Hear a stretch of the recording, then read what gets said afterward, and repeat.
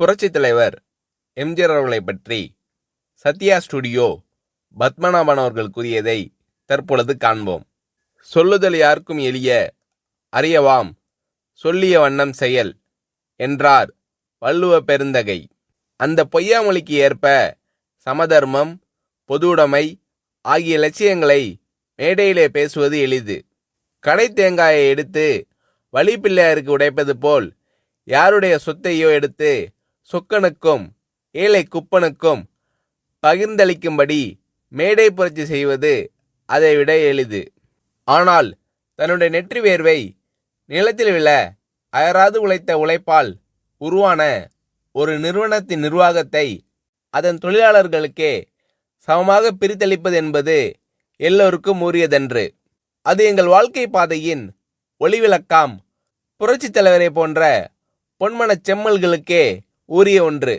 ஈத்துவக்கும் இன்பம் அறிந்த பெருந்தகையிடம் சேரும் செல்வத்தை ஊருணி நீர் நிறைந்ததற்கும் ஊர் நடுவே பழமரம் பழுத்ததற்கும் தமிழ்மறை ஒப்பிடுகிறது.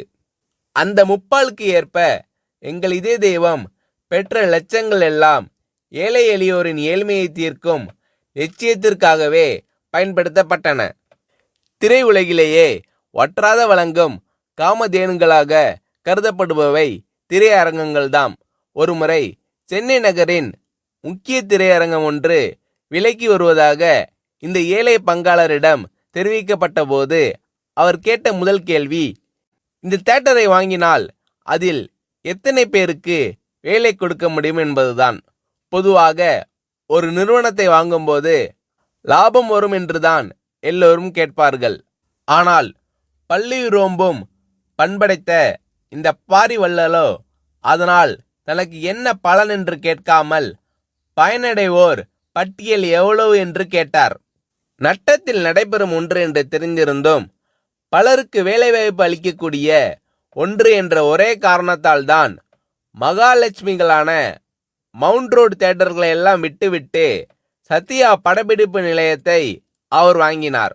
அவரது உடல் மட்டுமல்லாது அவரது உள்ளமும் இவ்வாறு சொக்க தங்கமாக இருந்ததால்தான் இன்று இந்த வையகமே அவரது புகழை பாடி நிற்கிறது. முத்தமிழ் மண்டலம் மட்டுமல்லாது இந்தியாவே இன்று அந்த நம்பிக்கை நட்சத்திரத்தின் விழியசைவிற்கு காத்திருக்கிறது.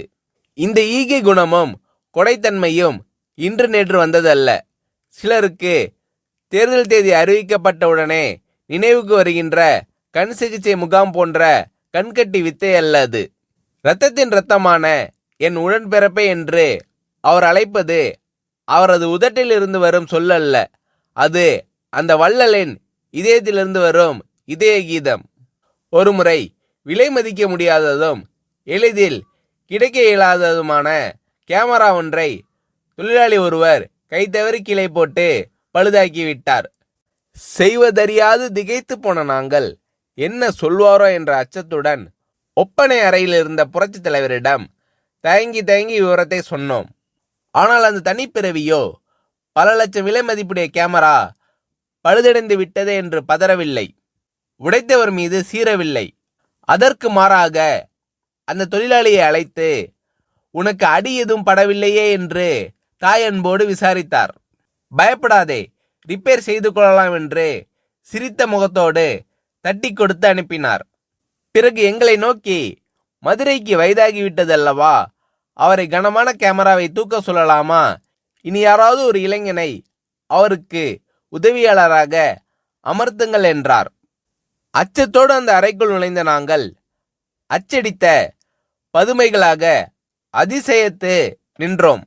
இப்படிப்பட்ட இதய கீதங்களை 27 ஆண்டுகளுக்கு மேலாக அருகில் இருந்து சுவைக்கும் பெரும்பேறு பெற்ற சிலரில் நானும் ஒருவன்.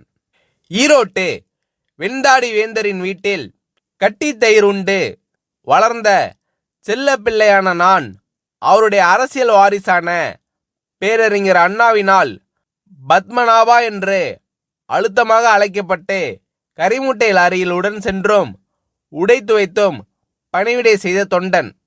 இன்று அந்த இங்கர்சாலின் இதே கனியான புரட்சி தலைவரின் ராஜசபையில் நானும் ஒரு அங்கம் என்று எண்ணும்போது என் தோள்கள் அந்த தேவனின் புகழை எண்ணி எண்ணி பூரிக்கின்றன.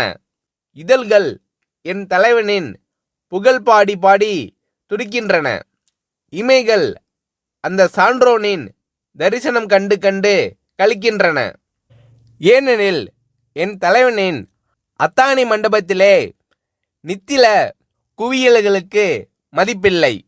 என்றும் நிலைத்து நிற்கும் நீதிக்குதான் மதிப்பு. ஊரை அடித்து உலையில் போடும் உளுத்தர்களுக்கு அங்கு இடமில்லை. ஆனால் உண்மை உழைப்பிற்கு அந்த ராஜசபையிலேயே என்றும் ஏற்றம் உண்டு. அந்த தேவ சபையிலேயே ஓடுபோரும் உயர்போரும் ஒப்பர்தான். உற்றாரும் ஒன்றுதான், ஊர்கோடி உலகப்பணம் ஒன்றுதான். அவ்வளவு தூரம் ஏன்? காரி உமிழும் கடைமகனையும் தன் மகன் போல் மடியேந்தி உயிர் காக்கும் உத்தமர் அவர். இன்னா செய்தார்க்கும் இனிய செய்வதே அவர் இயல்பு. கொல்ல வந்த கொடியோரையும் அன்பொழுக அண்ணன் என்று அழைப்பதே அந்த அண்ணலின் சால்பு. அவரை எதிர்த்தோர் என்றுமே வாழ்ந்ததில்லை. அது அவருடைய ராசி. குடைநிழலிலிருந்து குஞ்சரம் ஒருவராக இருந்தாலும் அவரது கடைவிழி சிவந்தாலே கரியாகி போவார். இது வரலாறு.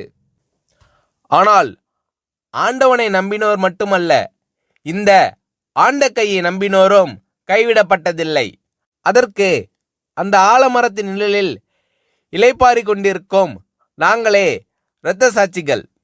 சிகாகோ நகரத்து வீதிகளை சிவப்பாக்கிய மேதின வீரர்கள் கூட குறிப்பிட்ட நேர உழைப்பு, அந்த உழைப்பிற்கு ஏற்ற ஊதியம் என்றுதான் ஆர்ப்பாட்ட போர்ப்பாட்டு பாடி சென்றார்கள். ஆனால் புரட்சி தலைவரோ அதனினும் ஒரு படி மேலே சென்று உழைப்பிற்கு ஏற்ற ஊதியம் பெறுவதை விட எங்களை அந்த நிறுவனத்தை நிர்வகிக்கும் பங்குதாரர்களாகவே ஆக்கியிருக்கிறார். இன்று சத்யா ஸ்டுடியோவை நிர்வகிக்கும் ஒர்க்கர் கம்பைன்ஸில் நாங்கள் எல்லாம் ஊழியர்கள் அல்ல, பங்குதாரர்கள். அதிலும் எப்படிப்பட்ட பங்குதாரர்கள்? பொது மேலாளர் முதல் துப்புரவு தொழிலாளி வரை எல்லோரும் ஒரு நிலைதான்.